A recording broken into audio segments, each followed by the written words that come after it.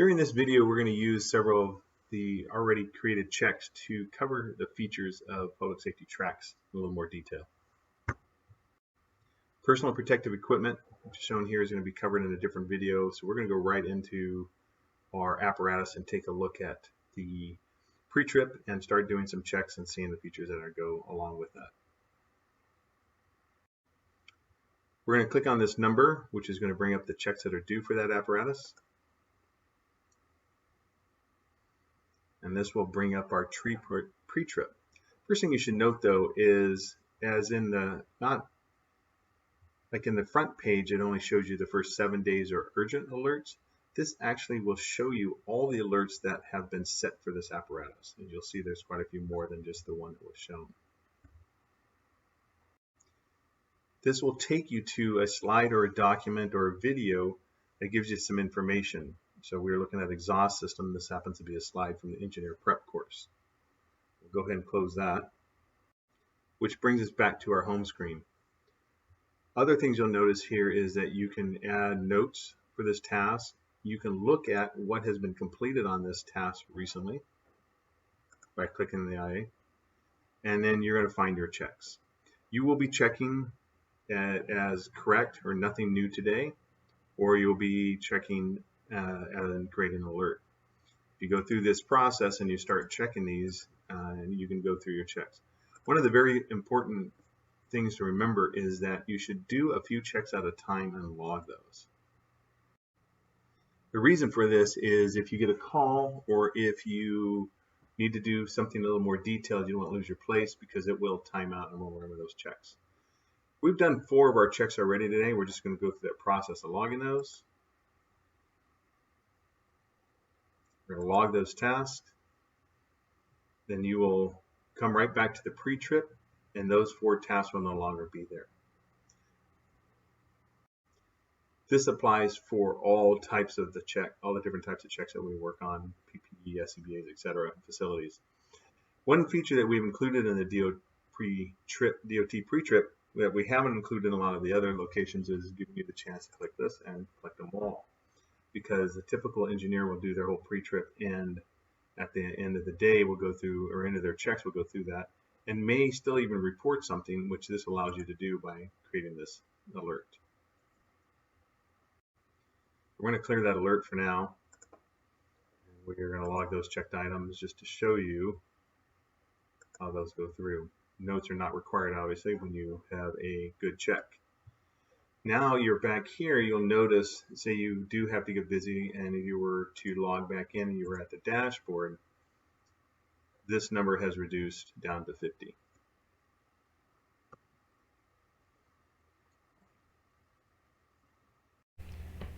Okay, the next thing we're going to do is we're going to talk a little bit more in detail about alerts. Alerts are discrepancies, and we do no longer have to maintain a delayed discrepancy list because it is tracked here by alerts. As mentioned earlier, these are the last 7 days of alerts that were set on anything that are in the station, but also anything that might have been reported as urgent. If you want to look at the alerts specific to an apparatus, this is your delay discrepancy list by clicking here.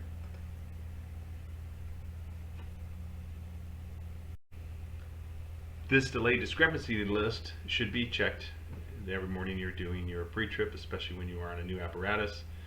And you can see here anything that has been updated. Even if the check had been reported earlier, if it has been updated, it'll be showing at the top.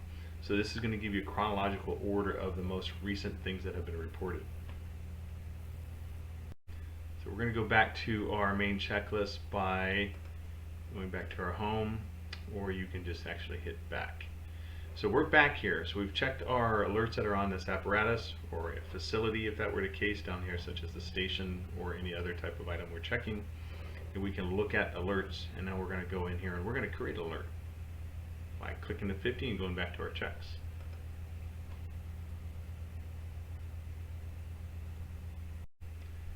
Okay, so we are going to report that we have low oil on this apparatus. And to do so, we're going to go in here. Now we're going to first notice that there is a red bell. This is also the way to look at the alerts that are specific to this level. In this case, we have pre-populated the fact that there is still, that it has already been reported that it needs oil. At this point, you can add a comment, which is what was done here, and you can edit it and close it and do a few other items. But we're going to come back to this after we create our own alert.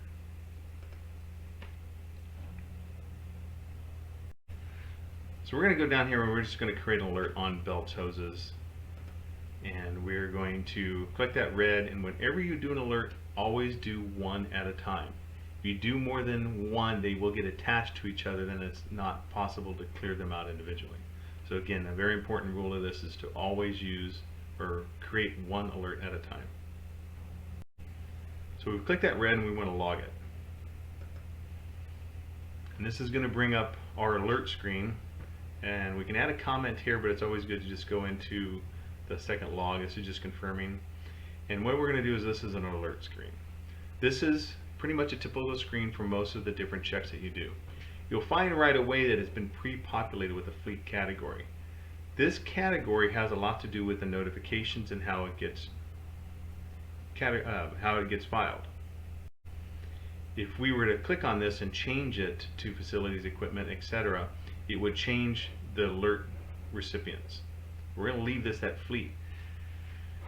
The nice thing about this is when you go in here and add your details, which we'll add right now that we noticed a loose hose clamp.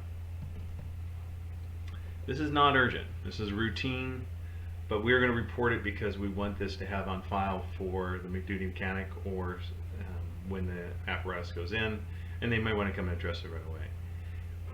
The miles and hours only need to be used for apparatus. So if you are reporting an alert on an apparatus, you do need to use the miles and hours. Costs we do not use at all. If you notice, this is going to go to the SDFD fleet email list.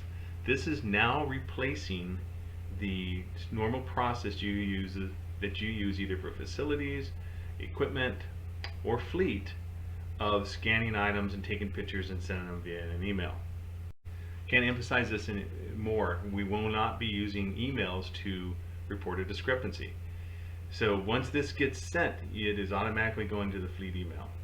Now, one of the things you want to do in a lot of these cases is add a picture. This is what this is for. You can add an attachment, and if you add an attachment and you're using an iPad or an iPhone or any portable device with a camera, it'll actually ask you if you want to use the camera to take that attachment or take a picture to attach it. In this case, we're going to add some miles and some hours, and we are going to file this. Now, one other thing to look at here is this urgent versus routine. There are directions in the checks of when to click this. In essence, the best way to think of this for all of our different checks is, if it is routine and it just needed to be reported by email in the past, then you click it on as routine. If it was something you needed to report and follow it up with a phone call, such as an out-of-service criteria, a logistics callback when it comes to something with facilities, or you don't have any PP and your backups aren't in there and you are out of service yourself, you would click urgent so that it sets it at that category, and you will still follow that up with a phone call. For each of the different types of sections we are checking, just look at the directions at the top of those checks. So we're going to file this and we're going to set this alert. And now that alert has been set, but you also notice that the check is gone. If you look up here at the top though, you will notice that this has now been added to the open alerts. So over here, you'll see this alert that you have added at that time.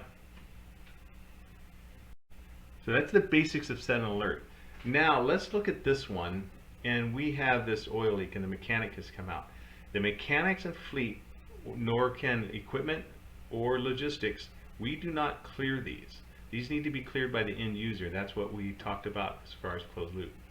If that oil leak has been cleared, there's several ways you can do it. You can go over here and edit it, or you can click on the bell. We'll do it over here because we've already worked off this side. You can now go to this and you can actually edit this check.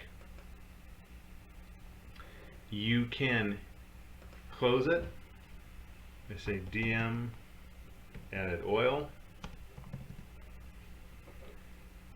and you're going to now click the close. You should always send a notification so Fleet knows that it was closed and the person who originally set the alert was closed. We're going to hit save, and then it is no longer going to show up here on this right hand side. The last general concept we're going to cover in this video is to go to your home screen and show you what to look for when you've already completed something. So if your pre-trip is completed, we'll submit this and get this out of the way, although we'll still have the brake thickness to do, which does require a, if it has a red box, it does require that you actually enter something. So this would be 1/2 inch, for example. We'll just log that one as a demonstration.